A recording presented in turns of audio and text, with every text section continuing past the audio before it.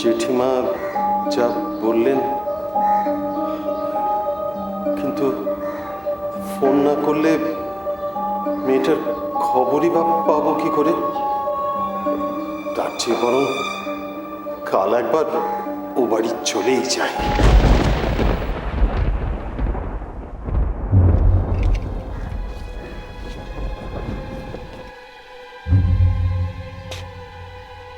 ডেকেছো কেন? ভেতরে এসো।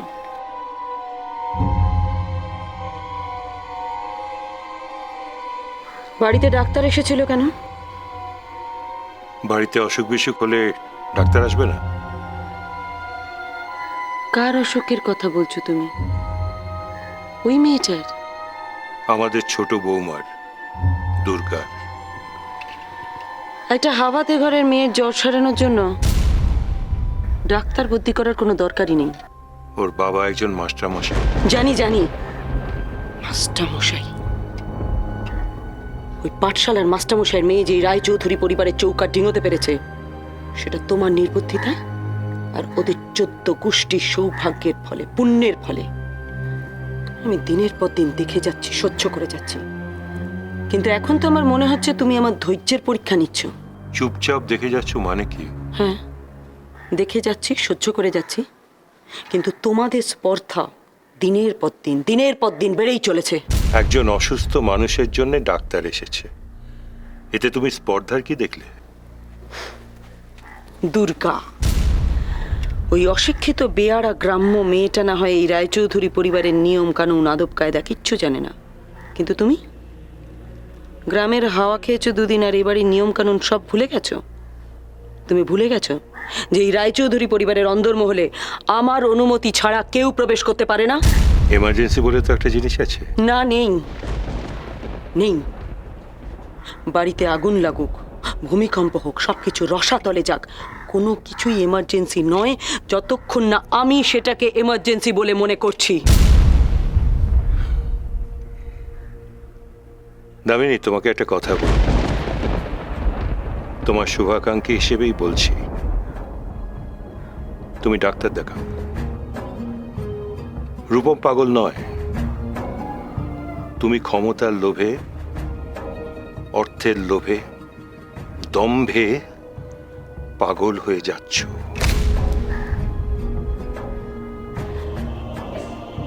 মুখ সামলে কথা বলবে অরিজিৎ রায়চৌধুরী। আমি তোমাকে শেষবারের মতো সাবধান করে দিচ্ছি, দুর্গাকে নিয়ে যদি আর বাড়াবাড়ি করেছো, আমার অনুমতি ছাড়া যদি এক পা ফেলেছো, তাহলে কিন্তু তাহলে দুর্গা বেঘরে মরে যাবে। আর তুমি, তোমার কি হাল করব তা তুমি খুব ভালো করে জানো। তোমার আমি এমন দশা করব যে রাস্তার শেয়াল কুকুরও তোমার দুঃখে কাঁদবে না। কথাটা ভালো করে মনে রেখো, অরিজিৎ রায়চৌধুরী। কালই যাবে? একটা দিন দেরি করো না, পরশু দিন যাও। কেন? এই তো মেয়ের খবর খবর করে আমার একেবারে মাথা খারাপ করে দিচ্ছিলে, তো সে খবর আনতে যাব ঠিক করলাম যখন, আবার দিন পেছোতে চাইছো কেন? না, আসলে কালকে আমার মঙ্গলচণ্ডীর ব্রত আছে। পরশু দিন গেলে ঝাড়া হাত পায়ে তোমার সঙ্গে আমিও যেতে পারতাম। হ্যাঁ, তুমিও যাবে ভাবছো নাকি? তো ভাববো না কেন? মেয়েকে একবার চোখের দেখে দেখতে চাইবো না? আচ্ছা, মেয়ের জন্য দুশ্চিন্তা করে শুধু শুধু শরীর পাত করছেন কেন? এতই যদি দরদ, তাহলে এসে মেয়েকে নিয়ে যান না। সব জ্বালা চুড়োই একেবারে। না না না, তুমি যেতে চেও না। কেন? তোমার সঙ্গে আমি গেলে দোষ কি?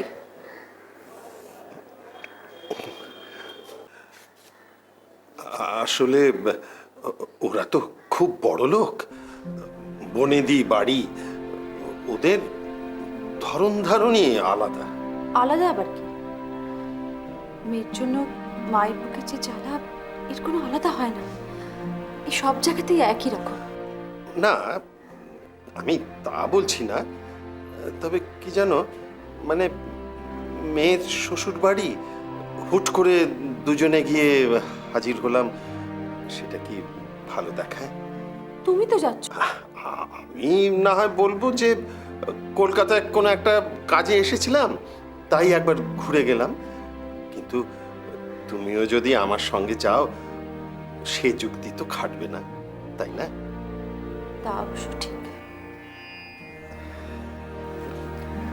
আমি বলি কি, আমি কাল গিয়ে না হয় ওদের ধরন ধারণগুলো বুঝে আসি, কথাবার্তা বলে সকলের সঙ্গে পরিচয় টরিচয়গুলো সারি, তারপর তোমাকে নিয়ে একদিন। সে কপাল যে আমার কবে হবে তা মা দুর্গাই জানে। ও হ্যাঁ, শোনো, তুমি প্রথমবার যাচ্ছ ও বাড়ি, একটু বেশি করে ভালো মিষ্টি নিয়ে যাও, খালি হাতে চলে যেও না আবার।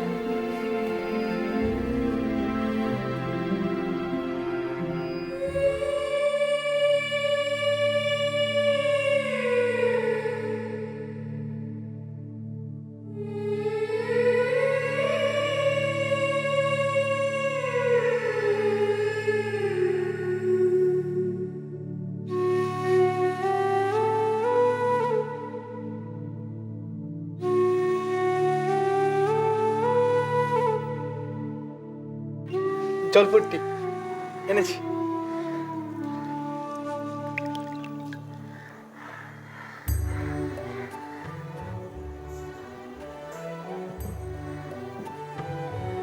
জলপট্টি দিলে না, দেখবে একদম জ্বর কমে গেছে, খুব ভালো লাগবে। আমি যখন ছোট ছিলাম মা আমাকে এরমভাবে জলপট্টি দিত।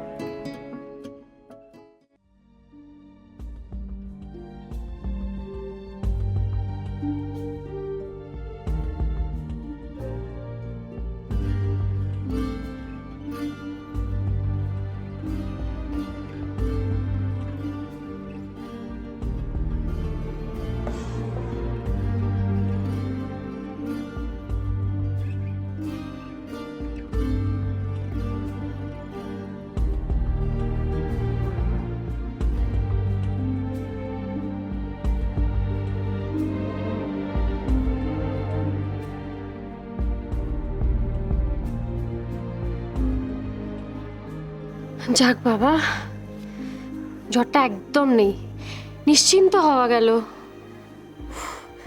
একটু ভালো করে খাওয়া দাওয়া কর। দাও না, আমি কেটে নিচ্ছি। একদম না, জ্বর সেরে গেছে বলে কি এক্ষুনি সব কাজ শুরু করে দিতে হবে? আমি কি বলেছি সে কথা? তুমি তো বললে দি ভাই আমি সুস্থ হয়ে গেছি। আমি আরো যতদিন বলবো ততদিন তোকে রেস্ট নিতে হবে। তিতলি,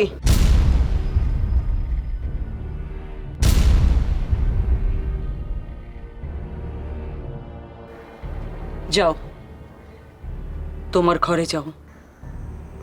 মা, ওর শরীরটা এখনো আমি যথেষ্ট সুস্থ হয়ে গেছে, এত বাড়াবাড়ি করো না। কুকুরের পেটে ঘি সহ্য হবে না।